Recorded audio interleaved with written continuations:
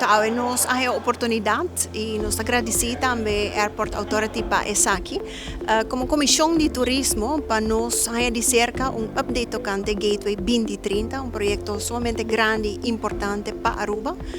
Caminha conosco de parlamento também a informação necessária, caminha conosco para compreender mais melhor a dinâmica e o que nós expectamos durante o transcurso de ano e também na venidero de hora o projeto Gateway 2030 por chegar na sua fase final.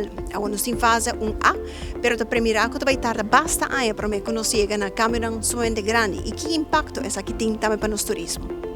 ¿Alguna perspectiva para que proyecto aquí?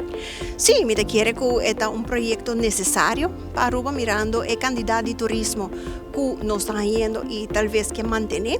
Naturalmente, para parte que de transición, también de reconstrucción que va bien, también que es impacto para nosotros, que también es importante para nosotros. Me quiere perspectiva, es positivo, nos muestra que un team dinámico para guía, es aquí también, y me quiere que seguro e perspectiva não somente tá bom para Aruba. Durante o último tempo, Aruba já sabe, a super sério desse aeroporto sabe pega, te sinto que o projeto está queda chiquito mirando o crescimento turístico? Sim, correto. Me quero que chega num balance, não? Te chega momento, caminho que bom por queda há mais de turismo e caminho que bota que nós está de transição.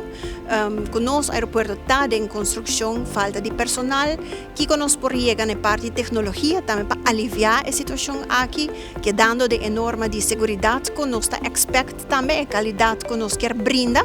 De momento não que é porta fastidioso, me quero que dentro do transcurso de ano nós está que também é por chega na situação em que me botar aglomeração também grande de turista e botar a projeção tá para eliminar essa aqui também a curto prazo e também no seguinte ano que tá bem.